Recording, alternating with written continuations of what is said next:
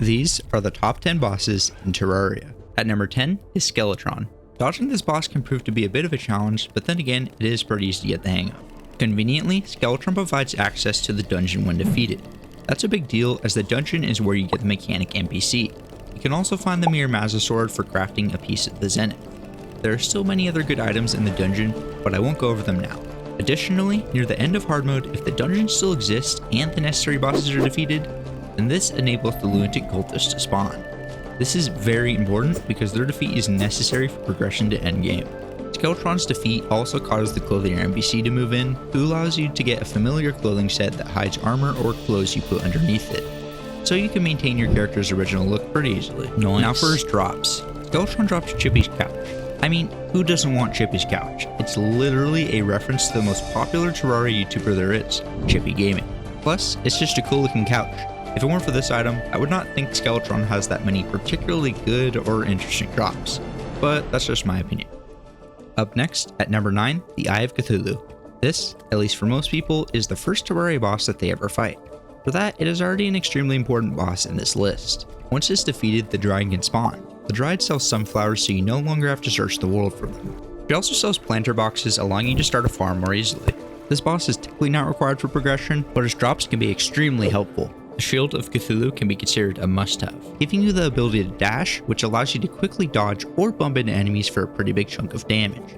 Plus, it also drops your world's respective ore from the Corruption or Crimson. This can prove to be useful, helping to make some good weapons and tools before you defeat the Brain of Cthulhu or Eater of Worlds. Another drop is binoculars, which may not seem all that useful, but it is neat as one of the first items that allows you to look around the screen farther than normal. This boss also drops 0x33's aviators in reference to 0x33. This Terrarian killed Moonlord in expert mode with a hardcore character. This item resembles a huge accomplishment in Terraria. Next up at number 8 is Plantera. Without a big arena, this boss can be quite a challenge, particularly in its second phase. It moves towards the player faster, making a tight space even more difficult to dodge. Plantera is also one of the few bosses that can become enraged. Once out of the jungle, Plantera moves quickly with more attack patterns, dealing tons of damage and having buffed defense. This makes enraged Plantera pretty difficult without the right preparations. Once defeated, the cyborg can now spawn, and he sells rockets, mine launchers, a racer drone, a portal gun station, spectre goggles, and a few other things. Pretty cool NPC. But defeating Plantera makes even bigger changes than this. It halves the speed of Corruption, Crimson, and Hollow. That's a big deal. It also enables Mothron to spawn during a solar eclipse, which can give you a broken hero sword for the creation of the Terra Blade. Yeah. Ignoring that, it also makes it possible for the prismatic Lacewing to spawn in the Hollow biome, which means you can now summon the Empress of Light. Plantera drops a temple key, thus unlocking the golem boss to fight. It also drops the Seedler, another part of the Zenith, and the most powerful axe in the game can also be obtained from this boss, with a total of 175% axe power. Despite this, the axe loses in the competition with the axe of regrowth, considering that it can regrow plants. But if you don't mind having to regrow them individually, then this axe is the best. At number 7 is Golem. Golem is considered an easy boss fight by most. However, I would like to argue that this isn't always the case if you are unlucky with the size of your world's arena. Golem can also be enraged when leaving the jungle.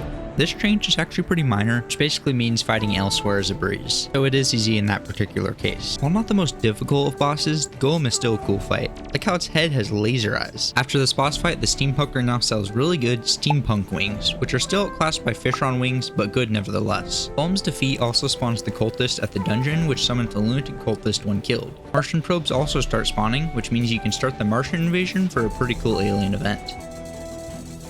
It also enables the third tier of the Old One's army, which means you can now fight Betsy, which is the final boss of the Old One's army event. Golem drops the 5th best pickaxe in the game, which I know seems pretty far, but that is only because the top 4 pickaxes are actually equal in stats.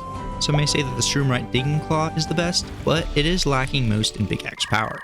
Another item you get is the Eye of the Golem, which alone has 10% crit chance, but can be combined with the Avenger emblem to make a Destroyer emblem. The Destroyer emblem gives 10% increased damage and 8% increased critical strike chance, which is pretty good. The boss also drops Beetle Husks, which can straight up upgrade turtle armor. It takes nothing else, so for this armor, it's as good as a permanent buff to the turtle armor. Probably one of the best drops besides these would actually be the Sunstone, which combined with the Moonstone and later the Moon Shell, creates the Celestial Shell. Essentially, the Celestial Shell combines the power of these really good items. so in terms of item drops, this boss is definitely not lacking. At number 6 is Queen Slime. Queen Slime is basically an upgrade to the King Slime. The Queen Slime boss is a pain to defeat for other hard mode bosses, and it can take many tries to defeat first. Just like King Slime, Queen Slime jumps around and teleports to the player. However, in a much quicker manner, making it more difficult. Queen Slime does also gain the ability to fly in the second phase. Now the main reason I put this boss at number 6 is due to its drops. The Gelatinous Pillion is basically the King Slime mount except with wings. This means no more fall damage. The main drop that puts this boss above the other bosses I've mentioned is the Hook of Dissonance, one of my personal favorite items in Terraria. This hook teleports you to wherever it grapples. The Hook of Dissonance can act as a replacement for the Rod of Discord. It's a lot easier to get with a drop rate of 50%, whilst the Rod of Discord has a really low 0.25% chance. Yeah, the Rod of Discord is not exactly easy to get. At number 5 is Duke Fishron. Duke Fishron has a pretty out of this world boss fight. It's literally Sharknado but in Terraria. Duke Fishron is just one of the most difficult and fun bosses in the game. There's also another boss that becomes enraged. It becomes deadlier after leaving the ocean. A common challenge is to kill Duke Fishron in early hard mode. This can carry you through most of hard mode. The Fishron wings dropped are some of the best wings until post Moonlord. Another great drop is the Shrimpy Truffle. Duke Fishron isn't that fast, but once it touches liquid, it gains great buffs. A total of plus 15% damage, at a whopping 82 miles per hour, winning the title as the fastest mount in the game. You can usually use Rain or a water gun, but it makes more sense to use Honey for both the Honey buff and keep Fishron buff at the same time. Number 4 is the Empress of Light. Empress of Light is straight up a bullet hell. She's literally the fastest boss in the game. No matter how fast your player is, this boss will zip above you for the next attack. Rather than elsewhere like other bosses, the Empress of Light enrages at daytime. She's also the only boss that actually rewards you for being it in its enraged state. And for a good reason. Any attack from her during daytime will instantly kill you. With this, you are challenged to face a bullet hell boss without getting hit even once. That's why this boss is the most difficult while enraged. Once she's killed during daytime, the Terra Prisma summon is a guaranteed drop. This weapon is on the same level as the Stardust Dragon, so this enraged fight isn't pointless. Its normal drops are just as good. For one, the Soaring Insignia lets you fly infinitely with your equipped wings or boots and increases flight and jump mobility. The Stellar Tune drop is a good magic weapon, but is also the best music weapon in the game. The Rainbow Cursor is probably the most unique drop. It's nice to have a change to the cursor that you are always looking at. I bet a lot of people are wondering why this boss isn't in first place. This is because this is my opinion, and I am basing it on everything all these bosses have to offer, not just how difficult they are.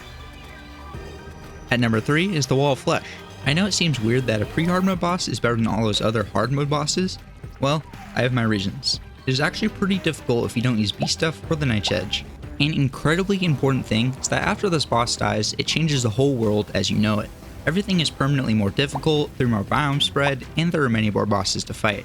That alone is already a reason why this boss is ranked so high. This is one boss that inflicts the Horrified debuff, making it impossible to leave the battle without dying. It shoots lasers from its eyes and burps leeches from its mouth.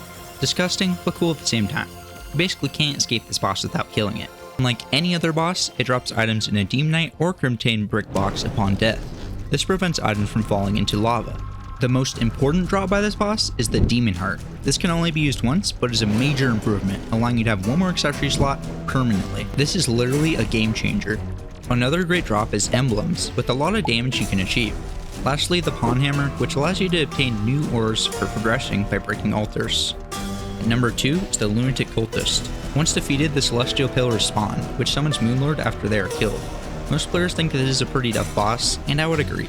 The most difficult part is that the Lunatic Cultist summons illusions. If you don't attack the real one, it summons a Phantasm Dragon, and if it happens again, an Ancient Vision.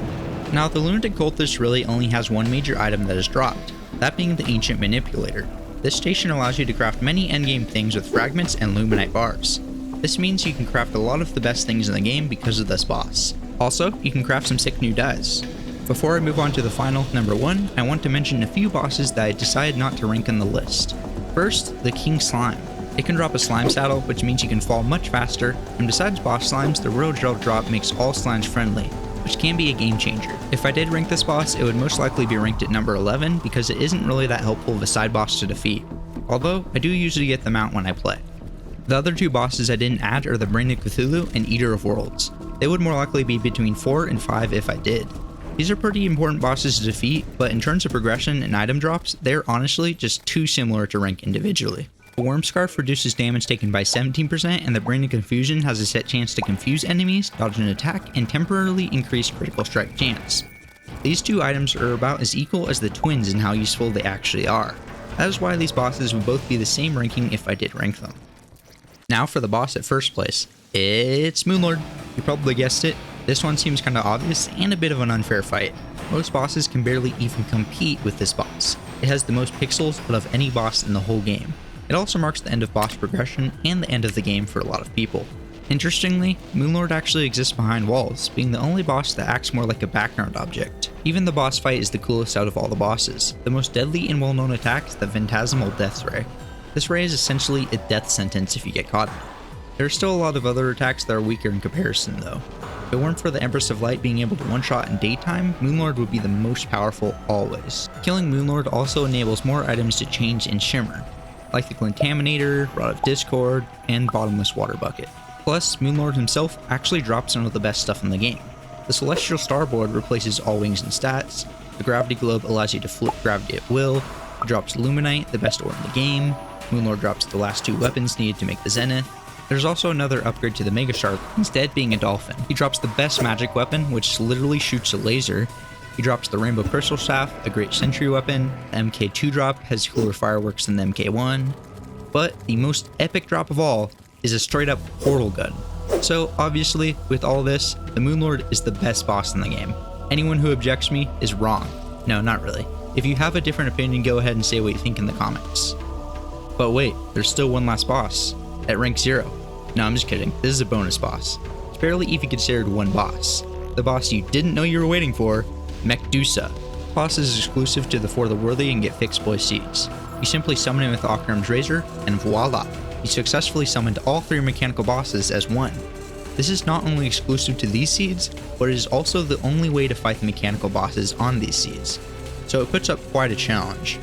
Most of the drops are all the same, but the Waffle Iron is exclusive to this boss. It references the Terraria YouTuber Waffle Time. The Waffle Iron inflicts the Hellfire debuff and also shoots waffles. Ridiculous, but I mean, shooting waffles is fun. This is the most bonus tiled worthy boss in the whole game, hence why I put it here. I determined all these bosses' ranks based on the difficulty, item drops, unlockable NPCs, and what they enable for the world. In all honesty, I was having some trouble really narrowing down which bosses are actually better, but I think I made a good choice. This was my first attempt at a top 10 bosses video, so don't forget to leave a like, subscribe, share, and hit the bell if you want to see more content like this. Thank you all for watching, and I will see you in the next one on HayHay-Gaming.